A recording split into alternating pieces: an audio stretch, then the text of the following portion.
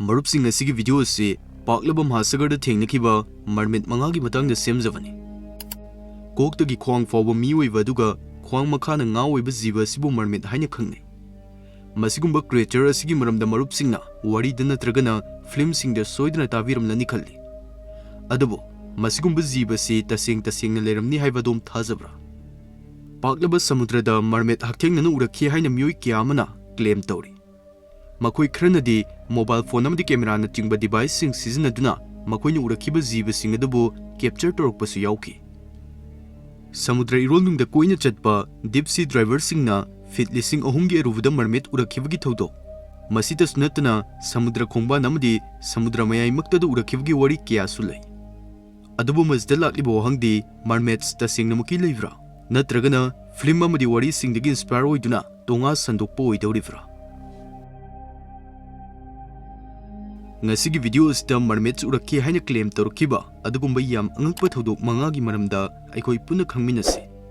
Aduna video asi hodringai marupsingna su channel asibu puning thogat biboina like amadi subscribe tawshinbiyo haizari. May 28, 2013 numit asda Israel gi Kiryat Yam gi coastal area da thokiba Thoudokni. Numit aduda tourist khara samudra mapanda sum chatlingai magi phone da ngakpa jiba muraklami. Masibu mahangna record tawsin khirami. Drisa asi matamadugini. Masde yamna ngakpa jiba ma chawrba nungamgi mathakta famduna leiri. Masi ahanba yengba matamda taibang mi mali. Adumoinamak yam lapkhiba maramna mayek shengna ubadi ngamlamde. Lamkoiba sina kharaga hena zoom tawsilaba matung mayek shinglaki. Masdadi jiba si taibang mi natre haiba khangma ngamlaki. Uriba si mi tangkhai duga nga tangkhai oiba aikhoina mermaid ni hainabadugi saktam maduga chap manaribani. Masigi su mathakta famliba phibam asi so miyoi vaikhoigadi yam khenaribani. Masibu urapa matung touristing asi angakpa amadi akiba nimak punkirami. Matam asda makhoigi mitmang maktada uriba jiba si khangdoknaba makhoi yam kanna honari. Mafam aduda mi yam tilakpa amadi wari sanavgi ahoba khonjel kya thorakpadagi mermaid asi yam thuna ising manungda muk lupkhiduna mangkhirami. Masi ubada mafam aduda tilamba miyoi khudingmak angakpa oiki. Masda record tawkhiba video si social media da yam thuna viral oiraki amadi ayengba kyadasu Thoudok asi angakpa oikribani. Aduga miyoi khranadi masi illusion oini natragana atopa ikhoina amfau udriba creature oini haina khanki. Matamaduda ngasigi asumna AI technology khamthengna saukhatpasu natri. Masigi sumathakta Kiryat Yam hariba mfam asda mamangda mermaid urakhibagi wari kya amasu lei. Aduna masigi Thoudok astagi miyamna amuk hena mermaid ta sengna leire haibasida thajaba ngamkhirami. 2007 chahi is the coast of Greenland gi manak nangna 3000 feet ke rovada diving team mama marine life study tawnavgi damak submarine tongduna irolnungda kumtharaklami. Makhoina luthna sum laklingai kanagumba amana khek lauba amadi kappadawna su tawba tabda kiba fawam mysterious sound ama taraklami. Khonjel asi mayek shengba sum helaki. Adubo masi makhoina mamangda ama fawba tadriba yam angakpa suramoirami. Adugo masi samudra irolnungdagi thorakpani haibasi tim masina khangba ngamlaki. Masdagi thorakliba sound asibu makhoina record tawshinki.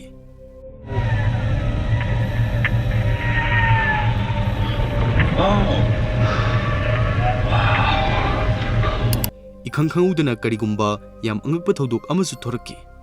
Submarine asigi glass ta jiba amugi khut thamlamlaba matung amuk yam thuna mangkhirami. Second kharakhaki manungda thokiba Thoudok asi mapung fana bhab tav nangdringai jiba si mangkhibna hankhirami. Kona makhoina zoom tawduna yengba matamda khut asi miyoivaga manarami. Adubu khusa asidi mermaid ki aduga chap manaribani. 3000 feet ki arubada thokiba Thoudok oibana masi tasengna akiba amadi angakpa Thoudok ama oiki. Aduna ikhoina hangbiai madudi 3000 feet ki arubada leiriba khut panba jiba si karamba jiba makti oriva janu. Masi mermaid oidawrivra natragana atopa deep sea creatures oidawrivra. Thoudok asna study team masibu paukhum fangdriba angakpa kiyatana thalankhiribani. Videos na kona thangda viral uraklaba tungda TV shows kyana masibu Mermaid Thengnakhibagi evidence oina present tawkhirami. Amadi debate chingi oina su topic amo oikhirami. उख्रिबा जीव अदु mermaid La नत्रगना अखोइना मफौ उद्रि खंद्रिबा समुद्रगी जीवरा हाइबसी ngasi fawsu pokum fangdana leidi. October 12, 2007, Australia gi Great Barrier Reef ki manak nangna leiba mafam amuda thokiba Thoudok amakhakni. Mafam aduda miyoi ama diving tawduna akoibagi fazraba drisa adubu enjoy tawduna leidi. Matam asida tongan-tonganba machu kyagi nga sing mahaki akoibada koiduna sanari. Aduga ising manunggi view asisu uba matamda pukning huna fazrami.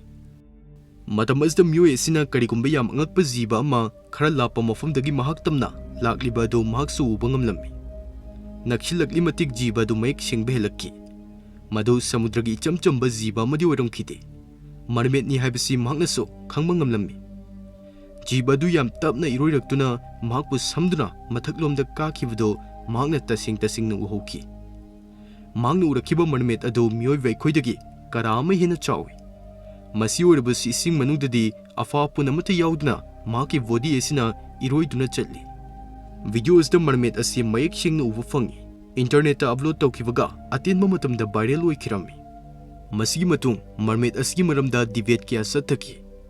Masi ngasi fawgi oina khwai nakna amadi mayek singna mermaid capture tawkhibagi Thoudok su oiki.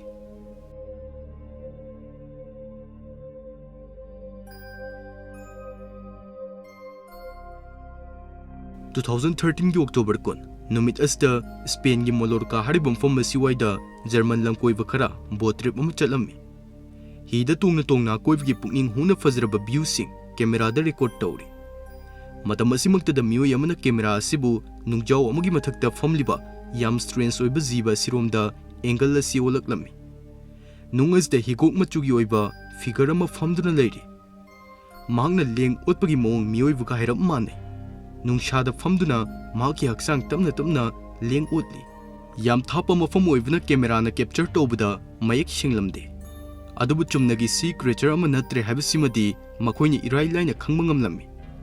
Video si October kunda record tawkhibani. Amadi thangdaba numita online platform singda upload torkpa matamdadi yam thuna viral oikhirami.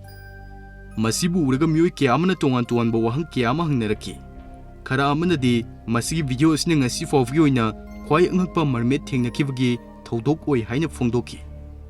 Adumoinamak masi atopa sea creature oini. Aikoini uba matamda mermaid ni haina aranba paw sandokhibana. Topic asda adumak discussion tawkhibu oini haina miyoi kya amana thajani. Adubu masi asengba makki mermaid la natragana content asibu publish tarukliba creator aduna pre-plan tawduna puthorakpa prank oi tawribra. Adonggi oiba mod comment ta haibiramu. 2017 ki October 10 Hawaii gi samudra khongbanda karigumba yam angakpa saktam mamu ukhirami.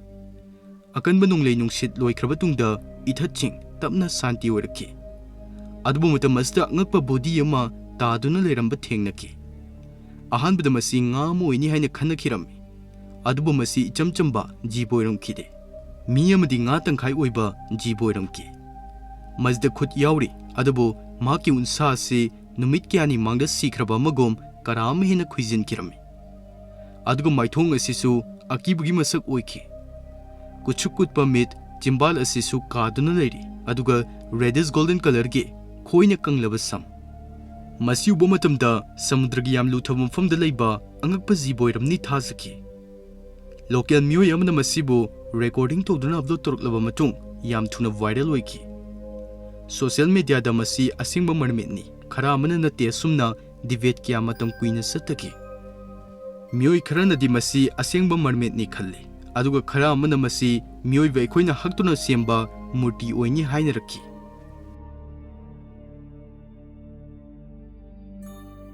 Masiguma Thoudok sing thokiba taragasu asingba du dingasisu kana amatana khangdri. Amadi mermaid lei habisi scientifically proof tawdriba amakhakni. Aduna hoi Thoudok sing asi fake oramba sadu moithui. Aduga karigumba Thoudok sing asigi manungda asingba amakhak yauramba taragadi modern science na discover tawdriba mysterious oiba deep sea creatures have the jiba kyadang samudra irol nungda leiramdawribani. Masi haribgi mramdi malemasda leiriba paklapa mahasagar sing asigi sumnatigi 5% khaktane aikoi miyoi vina khangma ngamliba asi. ꯂꯦꯝꯍꯧꯔꯤꯕ 95% ꯑꯁꯤꯗ ꯀꯔꯤ ꯀꯔꯝꯕ ꯖꯤꯕꯁꯤꯡ ꯂꯣꯠꯇꯨꯅ ꯂꯩꯔꯝꯅꯤ ꯍꯥꯏꯕꯁꯤ ꯉꯁꯤ ꯐꯥꯎꯕ ꯈꯪꯕ ꯉꯝꯗꯅ ꯂꯩꯔꯤꯕꯅꯤ꯫